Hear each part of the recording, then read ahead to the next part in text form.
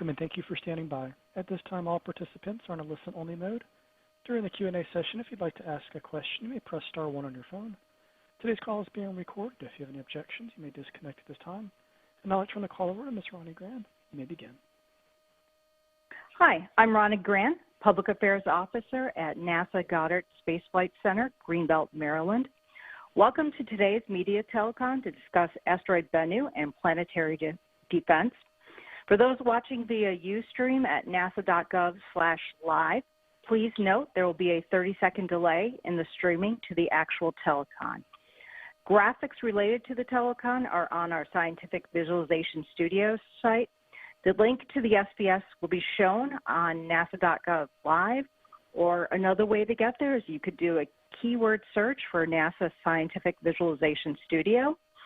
Once you're on their site, you can go to the search box and type 13906, and that will take you to the right page. Again, keyword search, NASA Scientific Visualization Studio, and type the number 13906.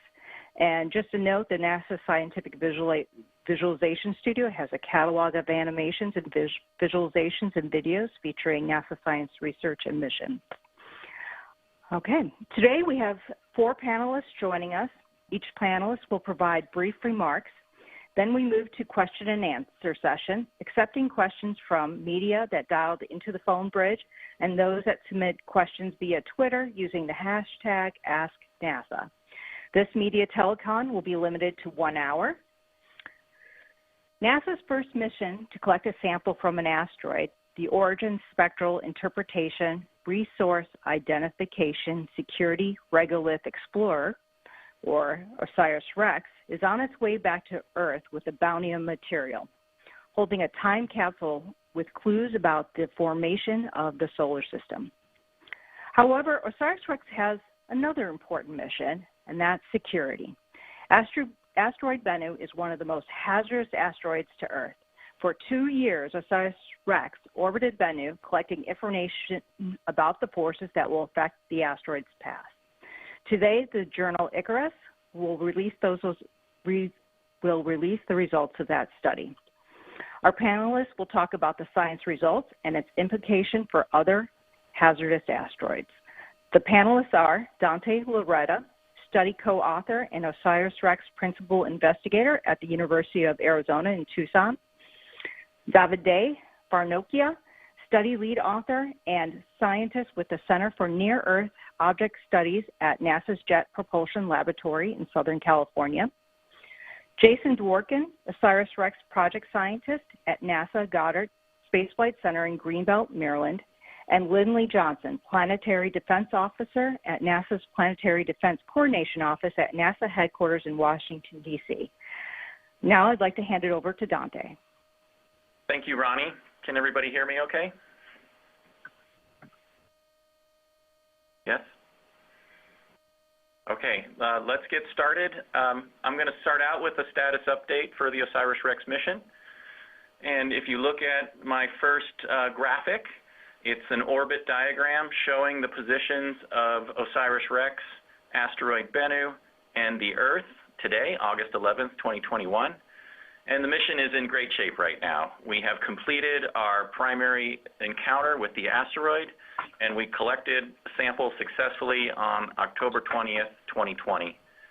We departed from the asteroid on May 10th of 2021, and the spacecraft's basically on cruise control right now. That departure maneuver, which required firing the spacecraft's main engines, basically set us up on a ballistic trajectory that will intersect the Earth on September 24th, 2023. And OSIRIS-REx is driven by the primary objective to obtain and return a sample from Asteroid Bennu to Earth for scientific study in our laboratories. And the orbital diagram shows you why Bennu was such a great target for this mission. It has an orbit that is very Earth-like. It actually crosses the Earth's orbit, as you can see there on the point labeled sample return. That's what we call the ascending node of Bennu's orbit. It is slightly inclined, so before it reaches that point in September 24th, 2023, it's a little bit below the orbital plane of the Earth. And then as it crosses that point in time, it actually crosses right over the orbit of the Earth and then goes a little bit above it. So it's about 6-degree inclination between Bennu's orbital plane and the Earth's orbital plane, which is very low. And that kind of orbit is ideal for a sample return mission. We needed to find an asteroid where we could launch a spacecraft off the surface of the Earth, spend a substantial amount of time around the asteroid to survey it, identify the best site on the surface to collect a sample, and then bring that material back to Earth. So kind of as a consequence of the primary mission objective of sample return, we ended up selecting an asteroid that is also categorized as potentially hazardous, which means it has a non-negligible probability of impacting the Earth at some point in the future.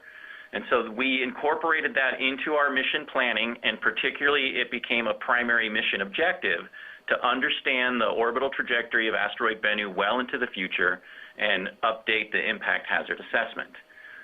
We spent 2 years studying this asteroid, and if you look at graphic element number 2, which is the web around asteroid Bennu, you can see that the trajectory of the spacecraft was really amazing. I compare it to a hummingbird. We're able to go into orbit. We were able to leave orbit. We could get to a variety of imaging angles so that the sunlight was either casting long shadows or casting no shadows, depending on the scientific measurement that we were making. And in addition to all of the great mapping and other mineralogical information that we acquired of the asteroid, OSIRIS-REx was operating as a demonstration of what they call in the planetary defense community a transponder mission. We're able to use the position of the spacecraft relative to the Earth and the position of the asteroid relative to the spacecraft to do the amazing study that we're presenting to you today. So we're going to hear from study lead author Davide Farnocchia about the fantastic results of what him and the rest of the team were able to accomplish. And it's really an amazing demonstration of the incredible precision that we can obtain with this kind of mission to a near-Earth asteroid about its orbital parameters and where it's going to be in the future. And then you'll hear from Davide about where the uncertainties arise from still.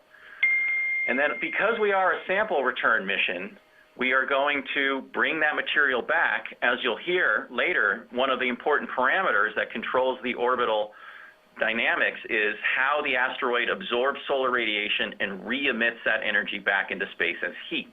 That provides a thrust which changes the orbital velocity of the asteroid and is a contributing factor to understanding its orbital evolution. So our study isn't complete because the sample is going to give us more information about the fundamental physics that are driving the orbital characteristics that we're going to present to you today. So another prime objective of the mission, and we don't codify it in the acronym or talk about it specifically, but it is about enabling the next generation of scientists and engineers to enable these kinds of fantastic missions of scientific exploration to continue into the future. And Davide is a great example of our success on this mission in doing that. So with that, I want to hand it over to Davide Farnocchia, who is the lead author of the study, to tell you the details of what we have learned about the orbit of asteroid Bennu. And Davide, I'm going to interrupt you just real quick, just to remind people following along online and on the phone that we do have, you can follow along with the graphics and the speakers on the Scientific Visualization Studio site. There is a link in nasa.gov/live, which is sbs.gsfc.nasa.gov/13906. All right, go ahead, Davide. Thank you.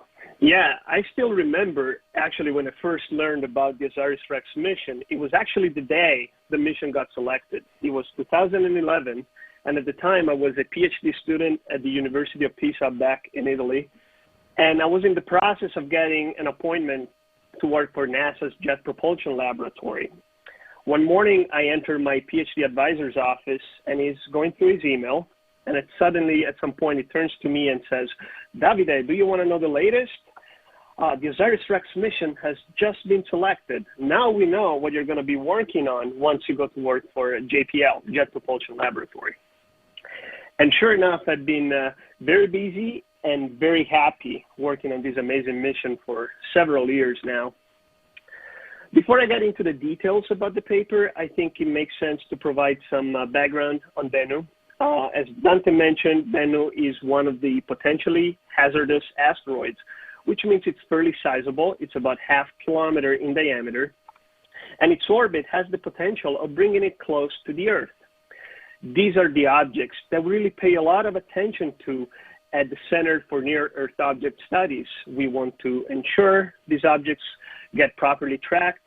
We want to get data for these objects so that we can use the data to precisely compute their trajectory, predict their future motion, and assess whether or not there is a possibility of an impact. And for Bennu, the asteroid community at large has done an amazing job. Bennu was discovered in 1999, and since then it's been extensively tracked using both optical and radar telescopes. The amount of data collected, even before the OSIRIS-REx mission, gave us one of the best known orbits in the entire asteroid catalog. The orbit was so well known that we could predict its exact motion all the way to 2135. That's more than 100 years into the future. What happens in 2135? Well, in September 2135, Bennu is going to come close to the Earth. And even though there is no possibility whatsoever of an impact during that encounter, Bennu is going to be fairly close to the Earth. The distance is going to be about half the distance between the Earth and the Moon. And when you come that close to the Earth, the gravity of the Earth is going to change your trajectory in a significant way. And in order to know the trajectory after the encounter, you really need to know the position of Bennu right before the encounter so that you can model how the gravity is going to perturb the motion of Bennu. And in particular, we have to deal with the so-called gravitational keyholes. Keyholes are narrow locations in space at the time of the 2135 encounter. If Bennu were to pass through one of those keyholes, then the gravity of the Earth would tweak the motion of Bennu by just the right amount to put it on a collision trajectory at a later date in the 22nd century. So we really want to avoid those keyholes. However, there is a problem that in order to model and predict the position of Bennu in 2135, we need to account for a subtle non-gravitational perturbation called Yarkovsky effect. The Yarkovsky effect is due to sunlight reaching the asteroid and warming up its day side. As the asteroid is rotating, the night side cools down and the heat gets released. And that causes a gentle push on the asteroid. And that's a very small push. I'll make an analogy. The Yarkovsky effect acting on Bennu is equivalent to the weight of 3 grapes. Think about that, just 3 grapes. And that's what's really driving the motion of Bennu into the future, because this acceleration, it's persistent, its effect builds up over time, and it becomes very significant by the time we get to 2135. So what's the problem with it? Well, the Yarkovsky effect really depends on the specific properties of the asteroid you're working on. In particular, you need to know the asteroid size, mass, shape, rotation state, surface, and thermal properties. And those are information that are really hard to collect from the ground. It's really hard to measure this kind of information from the ground.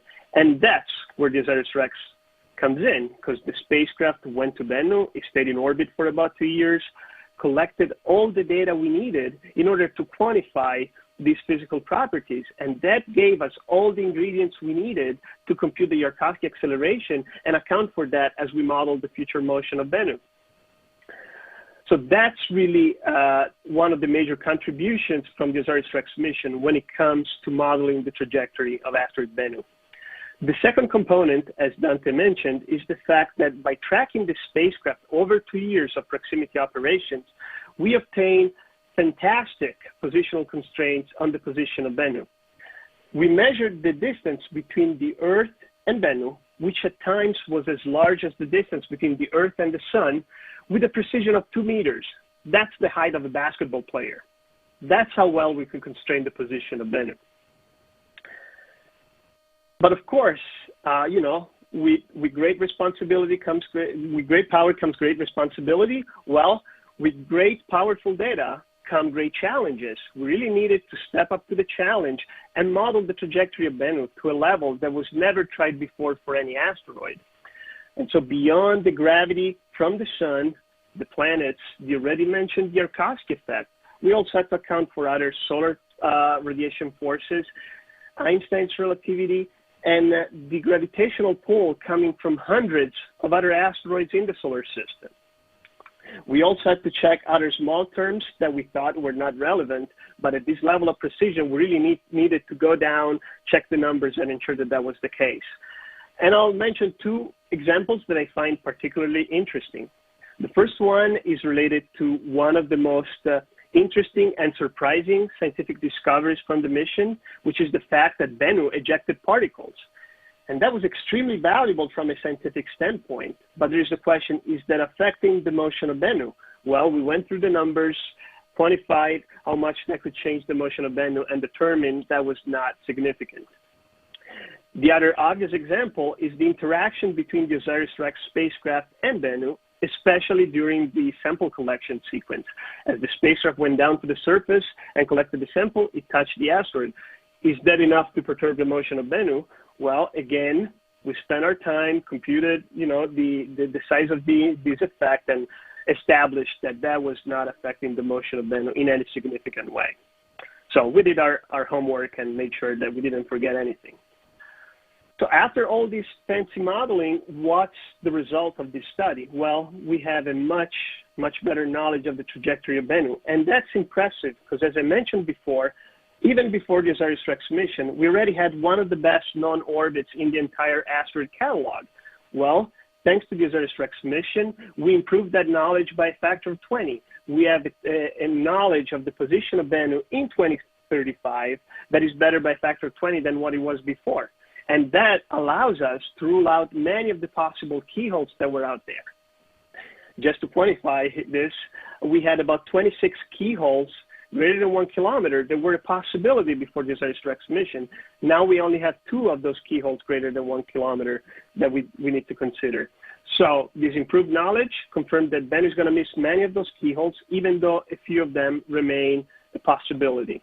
The benefit is that now we have a much better knowledge of what the pathways to impact can be, and the most significant one would be to an impact in 2182. But we should keep in mind that the impact probability overall is really small. In fact, the overall impact probability is 0.06%, which put another way means that there is a 99.94% probability that Bennu is not on an impact trajectory. So there is no particular reason for concern. We know that Bennu is still a potentially hazardous asteroid, but the probability is small, and we have time to keep tracking the asteroid and eventually come to a final answer on whether Bennu is going to pass through one of these keyholes or not. More in general, and to provide some more perspective, we should remember that the risk carried by Bennu as an individual asteroid is actually smaller than the risk coming from the undiscovered population of objects of a similar size. And that's why NASA is making a big effort to discover more than 90% of the near-Earth objects greater than 140 meters in size. And I think Linda is going to mention something about that. So with this, I'll hand it over to Jason for some update on the mission. Thank you. So in the first graphic, we'll remind you that the OSIRIS-REx mission last October collected an enormous amount of sample, so much so that it overflows the sample collector, but was successfully and safely stored within the sample collection device and is on its way back to Earth to land in Utah Test and Training Range September 24th, 2023. So mark your calendars. And that this sample will help improve our understanding of the composition of the asteroid.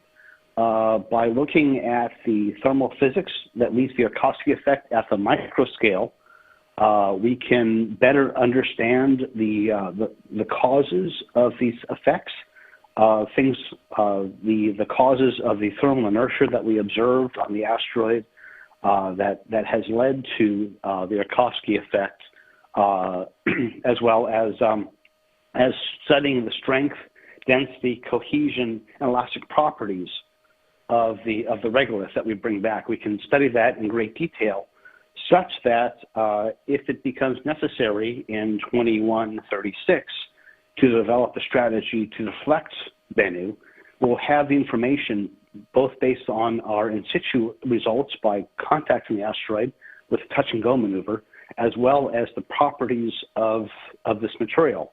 And so in the next graphic is to remind you that just like the samples from the Apollo mission over 50 years ago, material will be archived. 75% of the sample that we have collected from Bennu will be archived for future generations, and we can study the sample properties and, like I said, the thermal physics properties and the chemical properties and the strength, density, and cohesion now, as well as future generations can look at these if they need to come up with strategies on how to interact with Bennu if a diversion is necessary. In addition, of course, to the massive scientific information of the other aspects of OSIRIS-REx. Likewise, we are fortunate that that JAXA, the Japanese Space Agency, Hayabusa 2 mission has returned samples from asteroid Ryugu. And we can compare the samples from Ryugu with the samples from Bennu to understand how observations of Bennu can perhaps better explain the behaviors of other asteroids in general.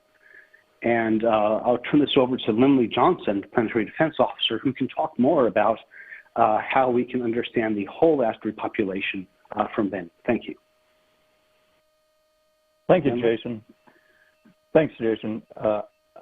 OSIRIS-REx is a planetary science mission and it's not part of our planetary defense portfolio. But planetary science on solar system small bodies, the asteroids and comets, this goes hand in glove with planetary defense. Closer study of asteroids tells us what we need to know about them to better discover, characterize, and mitigate any potential impact hazard to Earth. Planetary defense, as I like to say, is applied planetary science. In fact, Bennu was originally found by one of our early NEO survey projects, the Linear project that conducted by MIT Lincoln Labs. The OSIRIS-REx mission has provided exquisitely precise data on Bennu's position and motion through space to a level never captured before on any asteroid. Not only does this allow us to better understand Bennu's future path, and if it could ever be an impact threat to Earth, but also allows us to test and improve the orbital modeling techniques that we can use on all near-Earth asteroids, as Davide talked to you about. OSIRIS-REx and other missions to asteroids also provide up-close and detailed inspection of the size and structure of these objects that we can compare with observations that we have taken from Earth using telescopes on Earth, and better understand if the fidelity of these remote observations that we take from Earth and how they apply to the nature of the other objects. And OSIRIS-REx and Hayabusa have and will be bringing samples back to Earth, which help us to better understand their composition to aid in the design of techniques and technologies that might be used to mitigate a potential asteroid impact threat to Earth in the future. This is the most detailed information we could ever hope to get for the characterization segment of our planetary defense portfolio, which you see depicted in one of the slides, the five sectors of planetary defense. Therefore, OSIRIS-REx mission is and has been a pathfinder for capabilities to study any newly discovered hazardous asteroids. And what has been learned can be applied to future missions more specifically designed for reconnaissance of hazardous asteroids. We now know a lot about Bennu, but what about what else is out there? Our attention for planetary defense can now turn back to finding more of the potentially hazardous population, which is exactly what we're doing with the recently approved Near-Earth Object Survey mission, which is another mission that will be led by a team at the University of Arizona. Now that we know this much about Bennu, could we do to divert a similar asteroid if it were on a hazardous trajectory? We are also getting ready to test one technique for mitigating hazardous asteroids called the kinetic impactor. This is our very next mission for planetary defense. It's now in preparation at the Applied Physics Lab to launch in late November of this year. We are sending it to an asteroid called Didymos. It looks very much like Bennu, but Didymos also has a smaller moon orbiting it called Dimorphos. Hence, the mission is called the Double Asteroid Redirection Test. And the spacecraft will impact itself into the moon Dimorphos to redirect its orbit around the primary Didymos to test the effectiveness of this kinetic impactor technique should we ever need to redirect a truly hazardous asteroid. And with that, back to you, Ronnie. Thank you, Lindley. Right now, we're going to roll into the question and answer session. We have several reporters on the telephone bridge today. We'll need to limit everyone to one question and one follow-up. Once everyone has had a chance to ask a question, and if time permits, we'll start from the beginning again. Our operator should identify you, but if not, please identify yourself, your media affiliation, and then direct your question to a specific panelist if possible. For those dialing in, push the *1 keys on your telephone to be placed into the queue. To use Twitter, send your questions to #AskNASA. Operator, let's begin. Okay, our first question in the queue is from Marcia Dunn with AP. Your line is now open. Hi, thank you for Dr. Farnokia, I believe.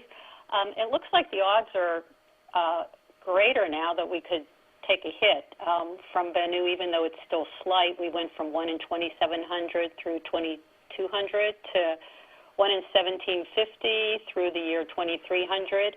I mean, I guess that's the bad news in all this. Is that how you see this?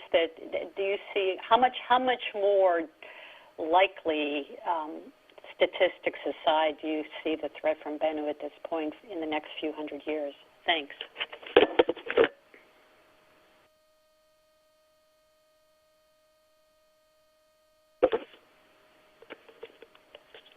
Hello? I hope you heard my question. Yeah, I heard it. Oh, great. Hello. Can you hear me now? Yes. Can you hear me now? Okay. Yeah. Okay. So, yeah, you're technically right that the impact probability went up just a little bit, but it's not a significant change. The impact probability is pretty much the same, and we actually now have a much better knowledge of the Bennu trajectory, and we can better constrain what the possible pathways to impact are. So I think that overall the situation has improved, and I'm not any more concerned about Bennu than I was before. The impact probability remains really small, and so no particular concern. We're going to track Bennu and have a final answer at some point, but we shouldn't be worried about it too much.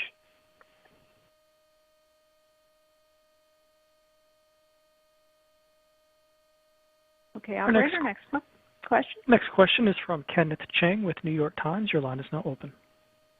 Hi, thank you. So just following up on the odds. So the odds are slightly higher, but there's fewer keyholes. So presumably that means that the chance of going through the remaining keyholes is considerably higher than what you had before? Well, so what happens is that the probability of going through, let's say, the 2182 keyholes are now much higher than they were before. But overall, you were able to rule out many of the possible keyholes that you had before. So it's essentially, the uncertainty shrinks, and whatever remains inside the probability is going to have higher chances than it did before. But the benefit is that you get to rule out many of the possibilities, and that's key. Okay. And just a quick follow-up. Are there any years between 2200 and 2300 where there are significant chances of impact? Well, there is the paper. The paper gives a list of all the possible, impact chances. And as I said, 2182 is the most significant one. There is other dates like 2187, 2192, 2194. There is some possible impacts, but as I said, the most significant one is 2182, and the others have a much smaller impact probability. Thank you. Next question is from Alexandra Witze with Nature Magazine. Your line is now open. Hi, thanks for taking my question. This is also for Davide. Can you talk a little bit more about how measurements of the spacecraft's position allowed you specifically to determine the Earth-Bennu distance, and also whether there were any observations taken sort of the physical properties of the asteroid itself that played any role in this new and revised impact assessment?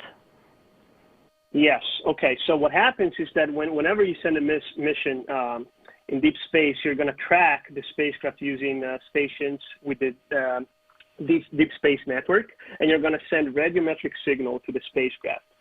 One of the most valuable pieces of information is this so-called range measurement, that essentially you measure how much time it takes to go to the spacecraft and comes back. And that's usually known to within 2 meters, which is of the order, the order of nanoseconds, just to get an idea, 10 to the minus 9 seconds. So, and that gave us a very good knowledge of the position of the spacecraft relative to the Earth. Then as the spacecraft is in orbit about Bennu, you collect optical navigation data, so you essentially see where Bennu is and where the features on the surface are. You also get Doppler measurements, and that gives you a very good knowledge of where the spacecraft is relative to the asteroid, and that's known to about 1 meter. So if you combine these two pieces of information, you can work out the distance between the Earth and Bennu. And as far as the data collected, I would say probably the most important piece of information was measuring precisely the mass and also getting the temperature profile from thermal measurements on the surface. Those were key really to get the right modeling for the Yarkovsky effect. Thanks. Next question is from Nell Greenfield-Boyce with NPR. Your line is now open. Thanks for this. So I understand that, all these things that went into this refined trajectory. Am I correct in understanding that we basically won't get any more useful information between now and 2135? Like, at that point, will you all be able to know, what the, if it does indeed seem like it's going to hit the Earth when it returns?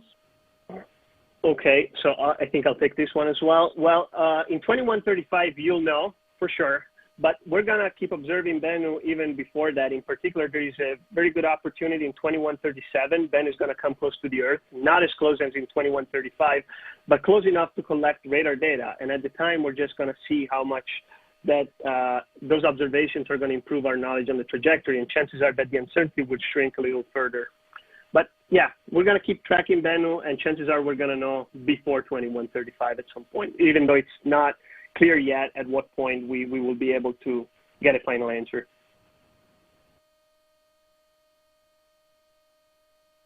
Next question is from George Dvorsky with Gizmodo. Your line is now open. So I guess my question can piggyback off the last one. And I guess Dr. Dworkin could perhaps answer this one. Once we get our hands on these sample materials and we can run these thermal physical analyses and kind of better understand the composition of the asteroid, couldn't that conceivably change the outlook for 2135, or would those differences perhaps be too trivial to change these kinds of calculations that were presented in the new paper? Thanks very much. My understanding of this, I'm actually an organic chemist, so I can't speak in detail about the thermophysical measurements. But my understanding is that these are more understanding the reasons that we see the behavior that Davide has already observed and published, not necessarily refining that value. Let me pass it over to Davide or Dante, who might have a bit more complete answer than I can give you. Yeah, for OSIRIS-REx, this is Dante responding. So the Yarkovsky investigation, from my perspective as the principal investigator, has two components to it. It has what we're talking about today, which is this exquisite modeling of all of the forces that contribute to the orbital solution, allowing us to make the predictions going into the future. And as we see, one of the largest contributors besides gravity is this Yarkovsky effect. And so we really want to understand the physics of that process. So right now we have a very empirical solution. We've basically measured the heat flux that's been coming off the surface of the asteroid as it rotates and as it changes its distance from the sun. If you refer back to the orbit diagram that I showed, and Davide also had an orbit diagram, you see that it actually is sometimes inside the orbit of the Earth. It gets as close as 0.89 astronomical units, where 1 astronomical unit is the average distance between the Earth and the sun, and it gets out as far as 1.35. So you're dealing with a wide variety of solar inputs to this, and then we really want to understand how that material responds. Where we may see some interesting inputs to the orbital solution is if the material properties change as a function of their exposure or their solar insolation.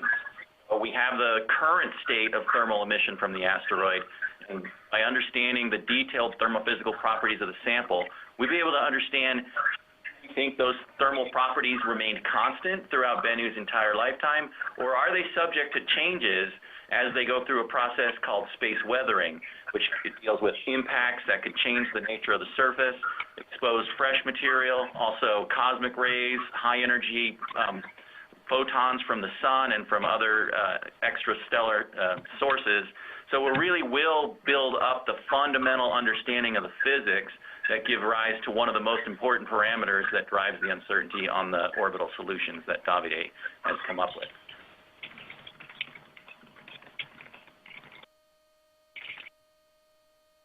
Next question is from Camille Carlot with Sky and Telescope magazine. Your line is now open. Hi. I had two questions. One, could you explain more why keyholes exist? And also, will you be sending OSIRIS-REx to another asteroid after you drop the sample? And if so, could that also contribute to this conversation about another potentially hazardous asteroid and the chances of getting hit by that? Well, I'll take... Dante, let me take the second one first, Davide, and I'll hand it over to you for the keyholes, just to get ahead of that. So right now, the primary mission of OSIRIS-REx is to deliver those samples back to Earth, and that is on plan for September 24th, 2023. We do have the opportunity to propose to NASA an idea for an extended mission concept. That's a normal process that NASA goes through for a lot of the missions as they're approaching the end of their primary phase. There's always looking. We have this fantastic spacecraft with a lot of measurement instruments that are very capable on it still, and we have looked at where else could the spacecraft go into the future. We are going to be submitting our concept to the agency in early 2022, allowing them to make a decision on whether they want to support the concept for an extended mission. Yeah, and about the keyholes, essentially when you have a close encounter with the planet, in this case the Earth, that really affects the motion of the asteroid and can inject the asteroid on a variety of different trajectories depending exactly on where you are right before the encounter. And some of the positions before the encounter are actually perturbed in the right way by the planet's gravity to put you on an impact trajectory. And so if you identify the set of those positions that lead to a future impact, that's what we call keyhole, and that's what you want to miss to avoid the impact at a later date. Mm-hmm. Okay. Next question is from Megan Bartels with Space.com. Your line is now open. Hi there. Thanks so much for taking my call. I wanted to ask about really digging into that data. You had 2.5 years at Bennu proper, and I'm wondering if you needed literally all that data to refine the trajectory this much, or if a shorter visit or a flyby mission could also have given you the extra details you needed to make these estimates. Thanks so much. Well, it's always a trade-off. In general, you need to be in orbit in order to constrain the position of the spacecraft relative to the asteroid in such a way that we can use tracking to the spacecraft to constrain the position of the asteroid. And the longer you stay, the longer the constraint becomes, the stronger the constraint becomes on the trajectory. So 2 years was a very good amount. You could have done with a little less, but the amount of information would have been, not as significant. So if you had done 1 year, you would have lost some sizable amount of information. So the longer you stay, the better. But of course, there is other constraints, such as returning the sample back to Earth. Mm-hmm. Great, thanks. Next question is from Michael Grishko with National Geographic. Your line is now open. Hi, thank you so much for doing this. I have a question for Davide related to kind of the lingering sources of uncertainty. I mean, you all have gone through an extraordinary effort to measure Bennu's current position. What are the single biggest sources of uncertainty in the modeling moving forward, including things like gravitational perturbations from other solar system bodies?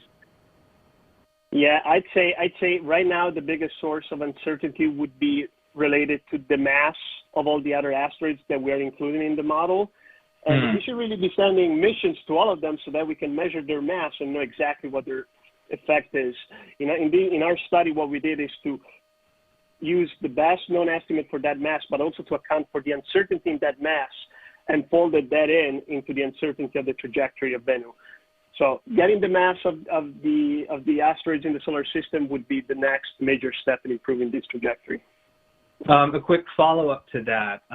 In a few years' time, NASA will be launching the NEO Surveyor. It's an infrared space telescope that's especially well-suited to measuring the sizes of asteroids.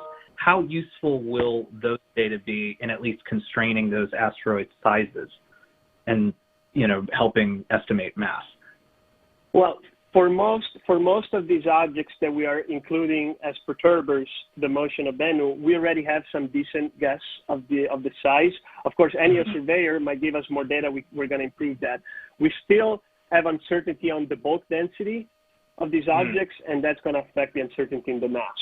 So the size and the density are the two sources of uncertainty for a mass. The size can be well constrained using infrared data. The density remains uncertain, even though you can get spectra, you can get an idea of colors to kind of constrain the taxonomic type and have a good guess of what the density could be. Gotcha. Thank you. This is Dante. I just want to add a comment onto that because it was astonishing to me that, first of all, Davide and the team members that were working on this included 343 objects in the solar system that could potentially perturb Bennu's orbit through gravitational interactions. And we got to the point where, because, I would ask, what else can we do with the OSIRIS-REx spacecraft to improve the solution? And they said there's absolutely nothing you can do because the uncertainty lies outside now of Bennu in terms of how the mass is distributed across the solar system. And that just struck me as really profound. We have done everything we can specific to Bennu, and now the uncertainty resides with these other objects that are orbiting around the sun. And just to clarify, the 343 objects, is that total or is that just in the asteroid belt? Well, no, it's not just the asteroid belt, even though the vast majority of them are in the asteroid belts. But we also tried to see what happens if you add trans-Neptunian objects that are further out, and we proved that they didn't affect the motion of Bennu in any significant way. So 343 are plenty for modeling the trajectory of Bennu, but we could improve that even further if we had a better knowledge of their masses. Gotcha. Thank you. Hi, this is Ronnie Grand. Just reminding folks, we've pretty much got through the first queue of questions. If any reporters have more questions, please hit *1 and join the queue. Operator, take the next question, please. Okay, next question is from Ken Kramer with Space Up Close. Your line is now open. Hi, thank you for doing this. My question, I'm not sure, maybe this is for Lindley. I'm wondering how close would this object have to come to Earth to actually cause great concern, besides a direct impact? If I understood you right, you said the distance will be half the Earth-Moon distance. So, again, how close would it have to be to cause concern?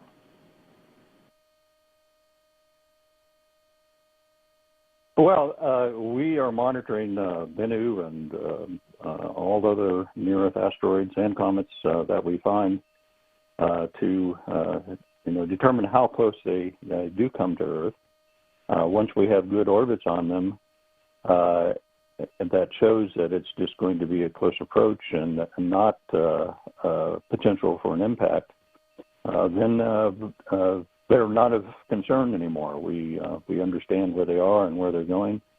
Although we will continue to monitor them, they are not of concern, but we are still looking for what we don't know out there, the objects that haven't been found yet, to determine what their orbits and trajectories are, to find out if any has the potential to impact the Earth. And once we find those that have more significant probabilities, on the order of, say, 1% probability of impacting the Earth, then that's a concern. Then that's when we really get concerned and start talking about what can we do about it.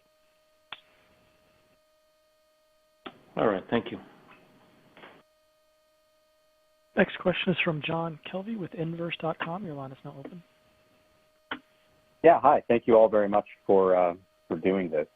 I'm curious. I understand still very low probability of an impact from Bennu, but I'm wondering if anything else we've learned from these studies thus far tells us anything about our ability to head off an impact if the thinnest of probabilities were to come about. And relatedly, you're still the kinetic impactor study hasn't been done yet, but I'm wondering if there's anything that hints that might be something that could work for Bennu.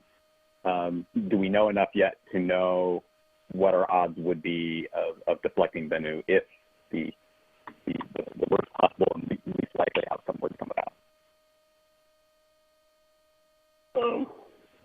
Lindley, do you want to take that, or should I go? I'll try it, and you can certainly add. It kind of broke up there. I'm not sure I got all of the question, but understanding the physical properties of near-Earth asteroids like Bennu, being able to compare them to other observations that we take to help us understand more what the overall population looks like is always a benefit to our looking at what various techniques can be used to deflect them. Of course, the biggest factor in our being able to deflect an object is how far in advance we find them before a potential impact. That's really the most important thing. You've got to find them first before you can do anything, and the further out in time that you find them, the better our chances are, and the more options that we have for doing a deflection. So with Bennu, we know about it, almost 2 centuries before it could pose an impact threat, and that gives us a great amount of time to develop any mitigation technique that might be used against it. And in fact, we're looking at technology 100 years from now, when Bennu does make this close pass by Earth. Hopefully, we'll be much more capable than what we have today. So we don't know what might be used against Bennu because it's 100 years in the future before we have to worry about it. Go ahead, Davide, do you have something to add?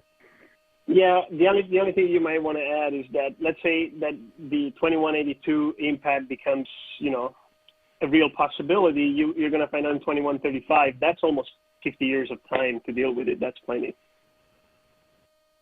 Yeah, this is Jason. If I could also jump in, I'll mention that from our interactions with Bennu, we know that it's a rubble pile asteroid with interior void spaces. When we contacted Bennu, we observed the plumes of regolith being thrown up from the contact.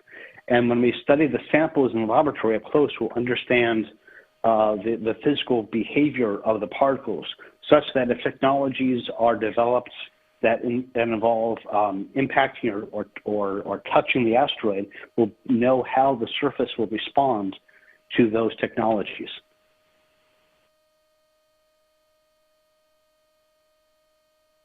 Next question is from Nell Greenfield-Boyce with NPR. Your line is now open. Oh, hey. Thanks for doing this, by the way. This question is for Lindley Johnson. You mentioned, what else might be out there. So, we have all these exquisitely precise calculations and data on Bennu. How many asteroids the size of Bennu might be out there that we just don't even know about? Do you all have any estimates for that number? Well, yes. We do models of the population of objects out there based on what we have found so far, and what the potential could be for similar sized objects out there. We update that population model on a fairly regular basis, about every 5 years, with what additionally has been found. Bennu being an object that's about a half a kilometer in size, our level of completeness with the population of objects that size based upon that model is about 50 to 60% complete. So we're pretty well up on that curve, but there is a way to go, and that's why missions like the NEO Surveyor mission are important in that it will pretty fully complete that population of that size objects, and even further down in size, down below 140 meters in size. Okay, so can I just restate to make sure I got it? So you're saying that right now researchers know of about half the population of asteroids in this size that are predicted to be out there, but this upcoming mission would basically find the rest of them? Yeah, that's correct. I think it's more than half. I think it's closer to about 60%. If you want a precise number, I can get that for you. Thanks very much. Next question is from Marcia Dunn with AP. Your line is now open. Yes, hi, thank you. Another question for Davide. We knew before OSIRIS-REx that it was most likely, if Earth did take a direct hit, it would carve out a big crater, but it wouldn't destroy life as we know it. Is that still your going in thinking? Do you have any new evidence to suggest that its impact would be softer, harder, worse, better than what was previously known? Thank you. No, I would say the situation would pretty much be the same, because the assumptions about the size and the mass of Bennu were mostly accurate, and so the damage to the ground would not change. But we now know better, which pathways could actually lead to that. And it's important to remember it's a very small probability, so we shouldn't be too concerned about it. How big of a crater might it cause hit? Do you know? I think Lindley might want to address that. It really depends on the impact location. Lindley, do you want to say more about this?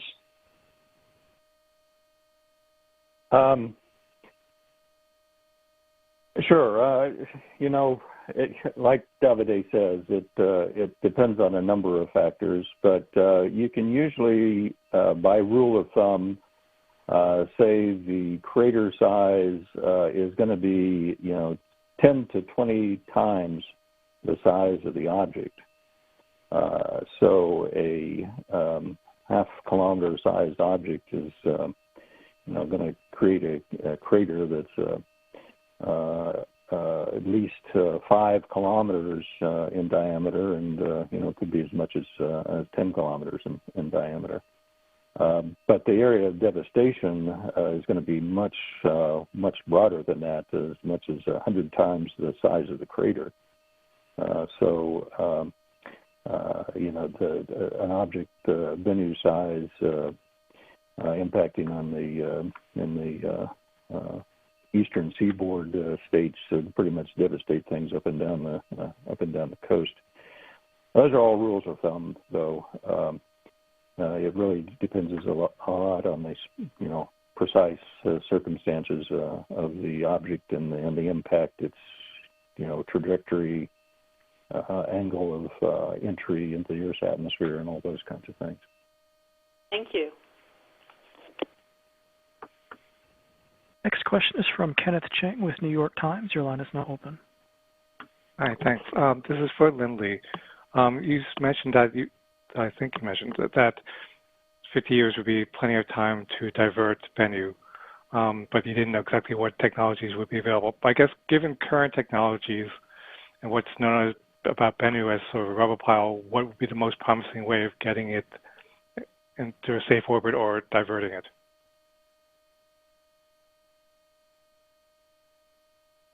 Well, again, Bennu, we really don't think we need to do anything about Bennu.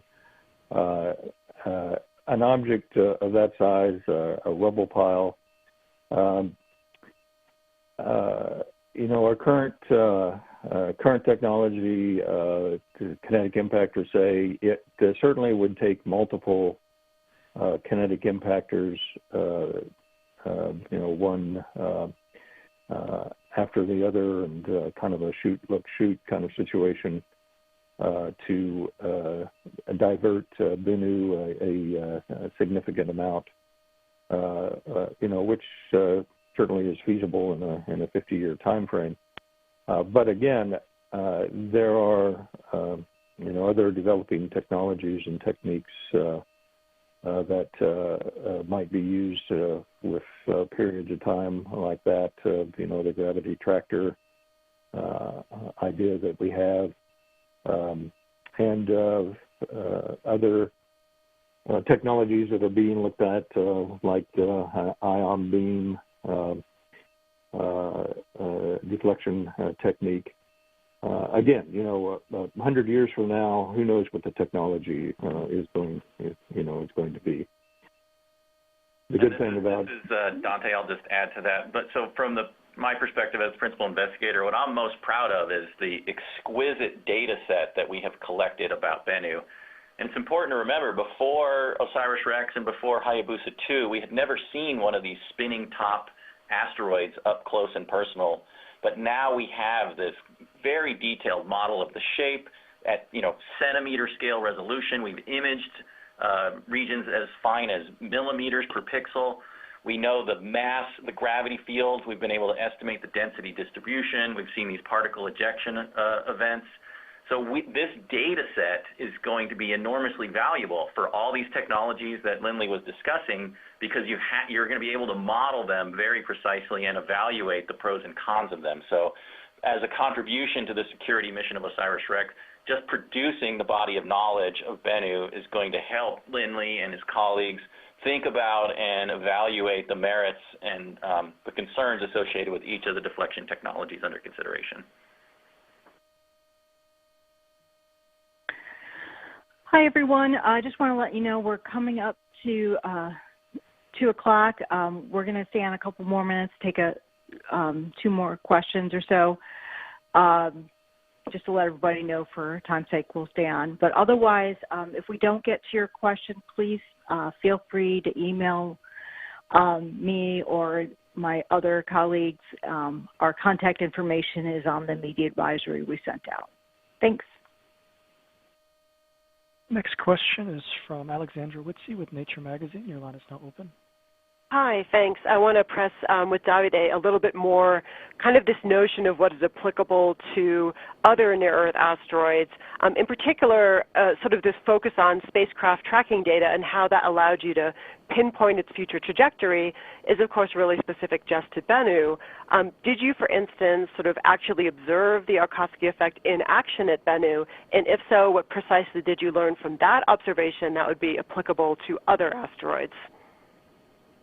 Well, I think one general comment is that we have been able for the first time to test our models for an asteroid trajectory to levels really never tried before. And the results are valid in general. For every other asteroid, we can apply these models and be confident that they're extremely accurate. The other aspect of it, you said about being able to use tracking data. Well, if we go to other asteroids, we can always use the tracking data from the spacecraft and try to use that for improving the orbit. The Yarkovsky effect can sometimes be constrained, not as well as we did for Bennu. For other objects, just based on ground-based data, we can get kind of the average effect along the orbit, even though we don't get the fine details that we were able to use here. But I think that the most important thing is that OSIRIS-REx was really a calibration mission, because we had a bunch of data from the ground, and we did our best to come up with the best interpretation of those data. But getting there with a spacecraft told us exactly how much we could trust the modeling done based on the data collected from the ground. And it turns out that we had done a pretty good job. And so that's going to be a valuable lesson to be applied for other asteroids as well. And then this is Dante, just a quick follow-on. In addition to the Yarkovsky effect, which we have a very strong detection for here, and I think it's important to recognize that it's not just the spacecraft data that enables it, but the fact that we started observing it in 1999 and did irregular apparitions. We observed it during a campaign in 2005, which was right when we had selected it as our target, even though we were still developing the proposal to NASA. And then again in 2011, and then you add the 2018 to 2021 data set, and you have over 20 years, and that's where the signal for the Yarkovsky effect really shows up strongly. And we've seen a similar effect called the YORP effect, which is an acronym that describes the names of 4 scientists who contributed to our understanding of it, where, like the Yarkovsky effect, there's momentum transfer due to the absorption of solar radiation and emission back of that energy as heat, but instead of changing the orbital velocity, it changes the rotation rate. And we have seen that Bennu is spinning faster as a result of this YORP effect, and we have observed that and have a direct detection of that phenomena as well. So we're gaining incredible understanding of the physics of this absorption of sunlight and re-emission of thermal radiation and how it changes the dynamical state of the asteroid overall. And as Davide said, that's going to allow us to apply this knowledge confidently to many, many other asteroids across the solar system. Next question is from Megan McNeil with KOLD. Your line is now open. If I could jump in for just a second, this is Lindley. Answer to the question about what's our level of completeness of half-kilometer size asteroids. It's actually 79% according to the model. So I was being conservative.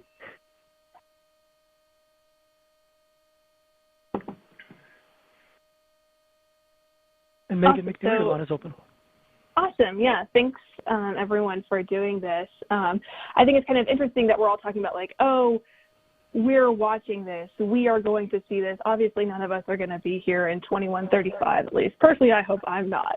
So how do we kind of continue this science forward and continue looking at these issues and looking at asteroids and tracking them and coming up with diversion techniques or, you know, things that we need to look at? How do y'all kind of push forward the education and the momentum to keep future scientists and children involved and participate in this? Yeah, I'll take that because, as I mentioned in my opening remarks, one of the key objectives of the mission is training the next generation of scientists and engineers to enable an educated workforce and to excite young people all over the world. And one of the most gratifying parts of being the principal investigator is the well wishes that I've gotten from international and national people all over the globe. And we're very dedicated to that. Davide is a great example. Davide is going to have students that he's going to teach these methods to. We're going to have, obviously, all of the material that we've put into the scientific literature and our amazing data archive that's going into the planetary data system. And then for OSIRIS-REx, the gift that keeps on giving is that sample. So we will have those materials on Earth. They will be studied immediately and intensely as soon as they're at NASA's Johnson Space Center at the curation facility that we're building there. But they're going to be available for decades into the future. We're still looking at Apollo samples and learning amazing new things about the formation and evolution of the moon because we have the rocks that were collected by the Apollo astronauts, and our techniques and our laboratory capabilities have grown substantially since then. So we can ask questions people couldn't even think of in the 1960s and 1970s, and the OSIRIS-REx samples are going to enable that for future generations interested in asteroid science, to understand the origin of the solar system, asteroid resources for future solar system exploration, and of course for security for orbit determination and impact hazard assessment. If I could add to that, because I just got a report from him today, so it's on the top of my mind. We in the Planetary Defense Coordination Office support a project called the International Asteroid Search Collaboration. And what it is a team that develops a program that is available to schools not only in the U.S. but around the world for providing materials for students to actually search for asteroids in the images that are provided by our survey projects, so they can learn about what it takes to find asteroids in space, measure their positions, and provide that data to our Minor Planet Center, the repository of all observations and orbits. So it is teaching the next generation of asteroid hunters.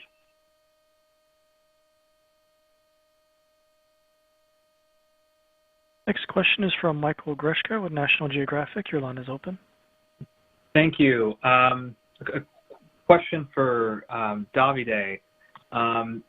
There are some upcoming close approaches of Bennu, notably in 2037, that could provide a check of your orbital calculation. How, what are your thoughts on additional observations and also the importance of ongoing and future surveys of the solar system, including what the Rubin Observatory will be doing starting in a couple years? Thanks. Well, so about Bennu and the possibility of new observations, I would say science is always about, coming up with models and comparing your models with data. So I just look forward to getting more data and comparing that to the orbital predictions that we made, and we're confident everything is going to line up just fine. But that's the purpose of getting data. We want to get more data and improve our knowledge, so we're going to keep doing that. In general, about the other surveys coming up, we also look forward to that because they're going to give us what we need in order to find more of these asteroids, increase the essentially the census of the known objects, and that has serious scientific implications in our understanding about the formation of the solar system, but it also allows us to get a better idea of what asteroids out there could be a risk to the Earth. Great. Thank you. All right. Thank you, everyone. That's all we have time for today. Thank you to the journalists who dial in and all the great questions. And I'd also like to thank the panelists and our operator for their time today. If you joined this telecon late, you can listen to the entire recording by dialing 1-888-566-0418. Again, that number is 1-888-566-0418. And you can also continue the conversation online about asteroids and planetary defense by going to hashtag AskNASA on Twitter. Thanks again. This concludes today's call. Thank you for your participation. You may disconnect at this time. Speakers, please stand by.